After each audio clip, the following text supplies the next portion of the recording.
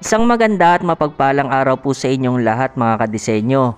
Welcome back po sa akin channel. Sa video po na ito ay magbabahagi muli tayo ng house idea at success story ng ating kababayang OFW Nani sa UAE. At sa maliit na budget nga ay nakapagpatayo ng kanyang dream house. Magandang panimula at idea nga ang ganitong klase ng bahay kung ikaw ay nagpaplano at pwede mo ang gawin itong basihan. Bago ang lahat, kung bago ka pa lang sa akin channel ay huwag mong kalimutan mag-subscribe at isama mo na rin yung notification bell para ma-update ka sa aking mga bagong upload. Tara at samahan natin ang ating kababayang OFW sa kwento kung paano niya napatayo ang kanyang dream house.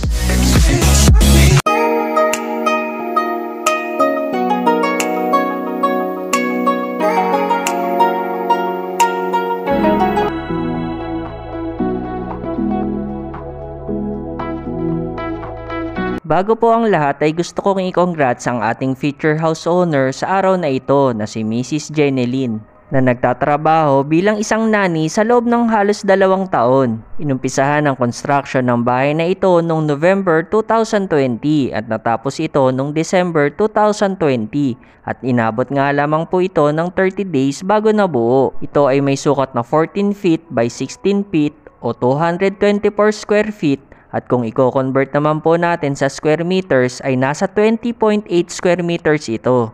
Meron po itong 2 bedrooms, dining, living area, balcony at provision po ito sa toilet and bath at kitchen na ayon po sa house owner ay kinakailangan muli mag-ipon upang maipagpatuloy ang pagpapagawa nito. At lingid nga po sa ating kaalaman na si Mrs. Jeneline mismo ang nagdisenyo ng kanyang dream house at ginuhit nga niya po ang floor plan nito. At gaya nga po ng nabahagi sa atin ng house owner na proud siya sa kanyang naipundar na bunga ng kanyang dugo, pawis at pangungulila malayo sa kanyang mga mahal sa buhay upang matupad ang kanyang mga pangarap. Gaya nga ng iba nating kababayan na may maliit na budget ay step by step lamang ang pagpapagawa nito na hindi naman natin kinakailangang biglain, ang importante ay nasimulan natin ito. Pag-usapan naman po natin ang mga materyales na nagamit dito upang kayo ay magkaroon ng idea at magsilbing basihan kung kayo ay magpapagawa na ng inyong dream house. Ayon nga po sa details na binigay sa atin ng house owner, sa structural ng bahay ay gumamit dito ng 1,000 pieces na size 4 na hollow blocks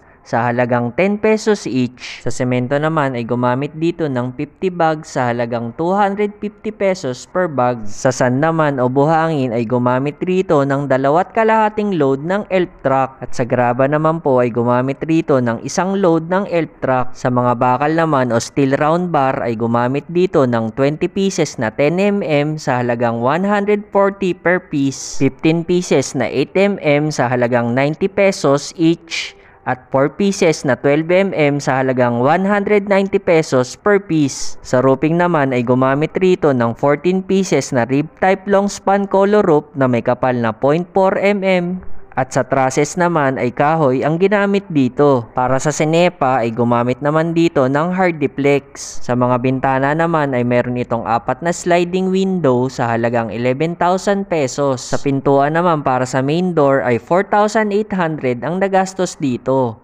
Meron itong 3 hamba sa halagang 1,800 per piece. Sa labor naman ay meron itong isang mason na may arawang bayad na 900 pesos, isang labor helper na may arawang bayad na 600 pesos at ayon po sa owner ay libre na po ang pagkain nila rito at snacks. At ang kabuang gastos nga po sa bahay na ito na may sukat na 14 feet by 16 feet o 20.8 square meters ay 140,000 pesos. At magandang panimula na nga po ang ganitong halaga para sa may maliit na budget.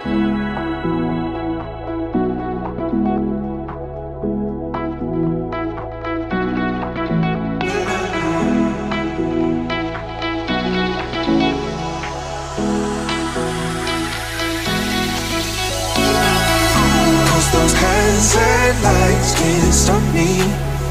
I'll just hold on for dear. Gusto ko po magpasalamat sa ating house owner sa pagpapaunlak maibahagi ang house idea sa ating mga manonood.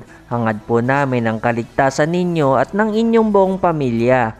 At shoutout din po sa ating mga subscribers at silent viewers na walang sawang sumusuporta sa aking channel. At kung nagustuhan mo ang video na ito ay huwag mong kalimutan mag-subscribe at isama mo na rin yung notification bell para lagi kang ma-update sa aking mga bagong house vlog. At lagi po natin tatandaan na walang imposible sa taong nagpupursige at walang mahirap kung nais matupad ang mga pangarap.